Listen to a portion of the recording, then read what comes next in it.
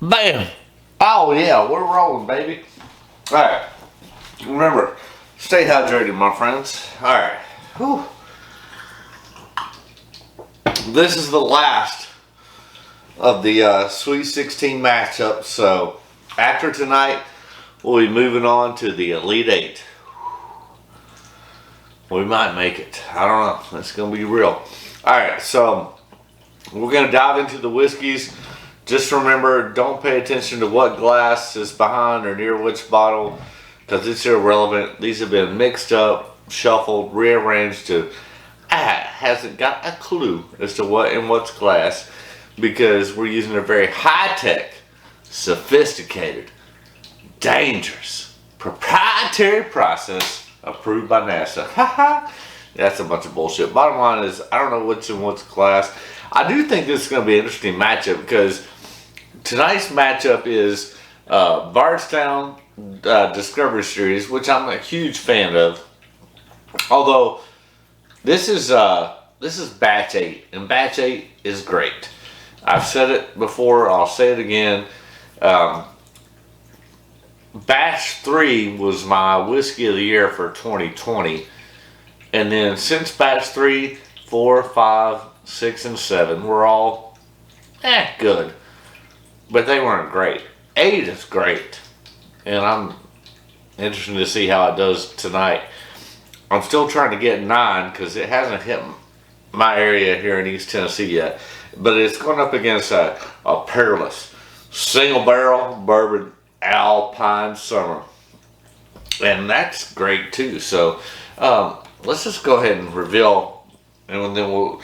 So the Discovery 8 is 114.1 proof, and this is 112.4 proof. So, yeah, right there in the same ballpark of each other. Alright, let's get to the whiskey, and then we'll talk about some other shit.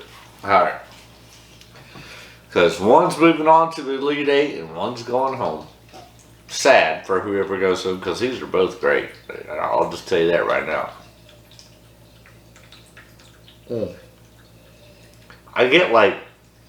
I'm getting some like chocolate mocha.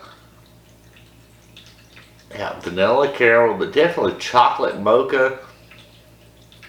Vanilla. That chocolate mocha is what I'm getting on this all day. Alright, cheers.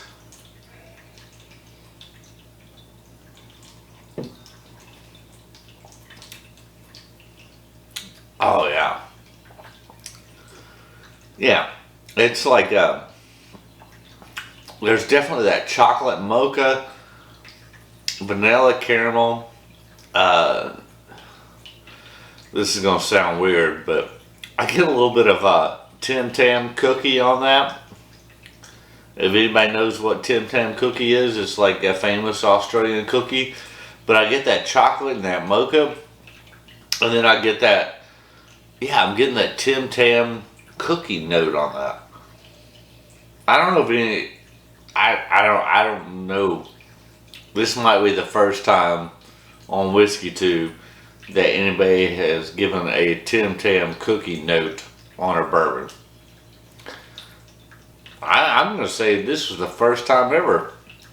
And if you haven't had a Tim Tam cookie, you should try and get you one.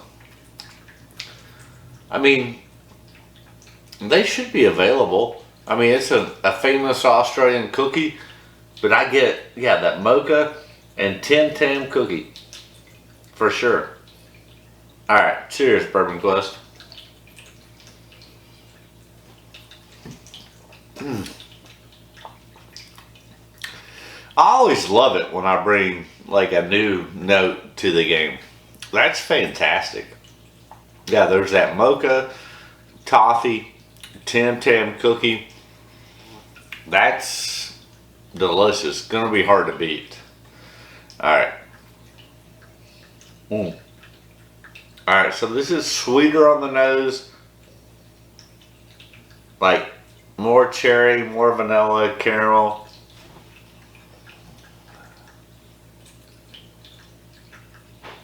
Yeah, it's just more softer, sweeter. I mean, that's good, but I'm going to have to give the nose to number one. It's just, yeah. Cheers, my friends.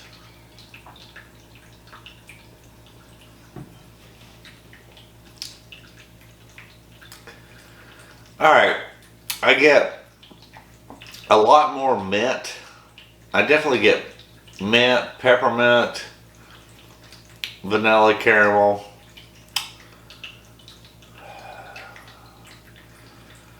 Yeah, I think it's that mint that is kind of throwing me off a little bit. The nose was already better on number one.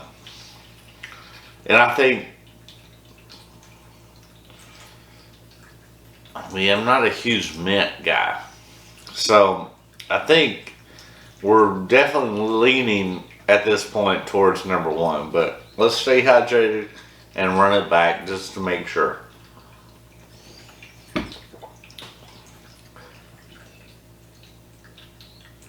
Yeah, I even get that mint now on the nose.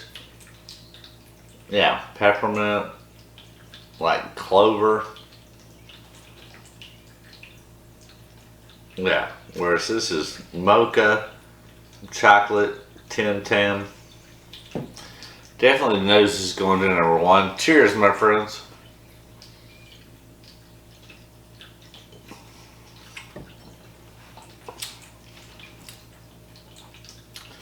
Yeah, it's like, it's very sweet. Not only you get that vanilla and caramel, but you get some butterscotch on that, which I really like. I really like that butterscotch on that. Alright.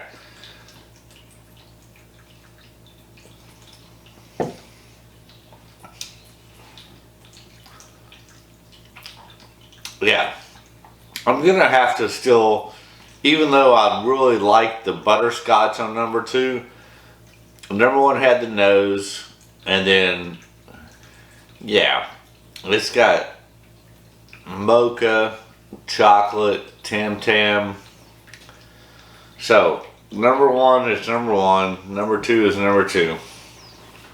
And this, after tonight, we'll be down to 8. Hell yeah. Thank God. Alright, so who's the winner? The winner is kind of what I thought. So, both these are great. Yeah, the winner is Bardstown Discovery Series, Batch 8. Down goes Peerless Alpine Summer. But no, the Alpine Summer's freaking delicious. And I want to get another single barrel from Peerless. We'll go ahead and tap off the night with that. But ultimately, the Peerless single barrel Alpine Summer goes down. But it's freaking fantastic. It's probably like $100. Yeah, worth it. Well, I mean, the Discovery's like $130, so I don't know. I don't know where things are going. Let me know what you think. All right, we revealed the results, and now I have to ask you, if you haven't already done so, please Elmer Fudd, subscribe. And then do yourself a favor, ring that bell for notifications. Smash that like button to get it out to the YouTube algorithms. Leave a comment, because number one, do you like the Bardstown Discovery Series? I know within the last 2 or 3 months they released their Origin, which is their own juice, which I've heard really good things about, but I don't know. I'm trying to figure out where the whiskey game is going. And then you got this Peerless single barrel. I got it from the distillery, Alpine Summer. Like, I don't know. I'm trying to figure out where the whiskey game is going because I got my oh well that video will be coming up soon. I got my William LaRue Weller, which was